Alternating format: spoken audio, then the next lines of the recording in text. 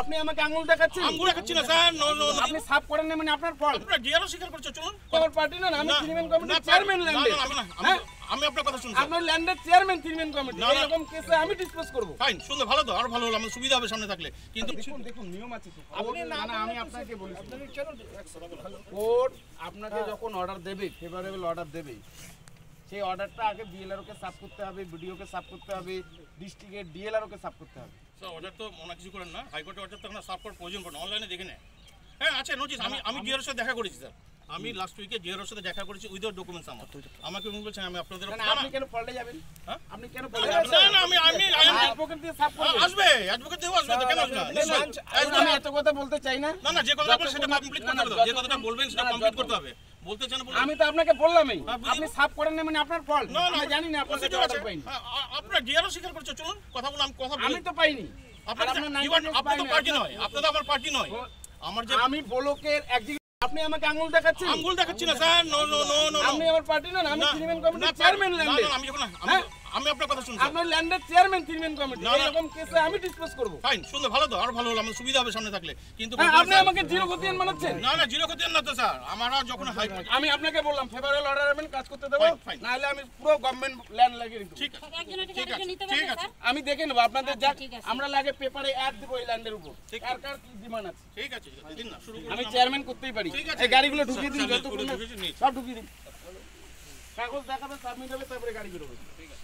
আমাদের BDO office সংলগ্ন একটা ল্যান্ড আছে। আপনারা জানেন যে বিডিও যেখানে সমষ্টি উন্নয়ন আধিকারিক, তার জনগণের যেরকম সুরক্ষা থাকবে এবং সরকারি প্রপার্টি রক্ষণাবেক্ষণের দায়িত্ব তার, এটা কিন্তু আপনাদের সকলকেই মাথায় রাখা দরকার। এবং একজন নাগরিকের পরিষেবাগুলো দিতে হবে এবং সরকারি ল্যান্ড থেকে শুরু করে নদীর বালিপাথর থেকে শুরু করে এবং কোনো বৃদ্ধ বাবা যদি রাস্তায় অসুস্থ হয়ে পড়ে তাকে হসপিটালে যেমন পৌঁছানো, এবং এক কথায় বলা চলে যে যত রকম সার্ভিস রয়েছে এবং ব্লক প্রশাসনের কাজ সেটা লক্ষ্য করা। এবং কেউ গভর্নমেন্টের ল্যান্ড প্রপার্টি, মানেই হচ্ছে গভর্নমেন্ট ল্যান্ড, সেই সরকারি ল্যান্ড কেউ অকুপাই করবার চেষ্টা করবে এবং হাইকোর্টের কোনো ফেভারেবল অর্ডার থাকবে না, তাহলে তো মুখের সামনে আমি প্রশাসন নির্বিকার হয়ে থাকতে পারবো না। যেহেতু আমি ব্লক ডেভেলপমেন্ট অফিসার এবং ল্যান্ডের অ্যাজ পার গভর্নমেন্ট অর্ডার অনুযায়ী আমাদের ল্যান্ডের 3 ম্যান কমিটি রয়েছে। সেই কমিটির চেয়ারম্যান সমষ্টি উন্নয়ন আধিকারিক। যখন আমাকে বিএলও সাহেব এই ল্যান্ড নিয়ে ডিটেলস আমাকে জানালেন এবং আমি উপযুক্ত কাগজ দেখতেছিলাম এবং বিএলও সাহেব আমাকে রিপোর্ট করলেন 3 ম্যান কমিটির চেয়ারম্যান হিসাবে যে এই ল্যান্ড পুরোটাই গভর্নমেন্ট প্রপার্টি এবং তাদের কাছে কোনো রকম পর্যাপ্ত এবং উপযুক্ত পেপারস নেই প্রমাণ করবার মতো। এবং হাইকোর্টের যে ভার্ডিক্ট হয়েছে সেই ভার্ডিক্টেও এখানে জমি আমাদের নামে আরআরের থেকে অনুমতি দং দিয়ে আরএস খতিয়ান আছে, আমাদের কাছে কপি তোলা আছে। এই অফিসেই বিএলআরও অফিসেই তার কপি আছে। আমাদের কাছে এলআর সার্ভে রিপোর্টও আছে, যেখানেও জমি আমাদের নামেই আছে।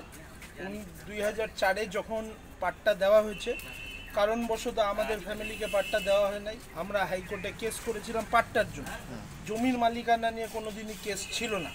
এবার পাট্টা দেওয়ার অথরিটি তো হাইকোর্ট নয়। হাইকোর্ট 15 বছর কেসের কমপ্লিট হিয়ারিংয়ের পরে ডিআরওকে ইনস্ট্রাকশন করেছে যে আপনি আমার এখানে যে রিট পিটিশনটা হয়েছে সেটাকেই অ্যাপ্লিকেশন কনসিডার করবেন, কনসিডার করে 3 মাসের মধ্যে একটা ডিসিশন দিয়ে কনসার্ন পার্টিকে জানাবে।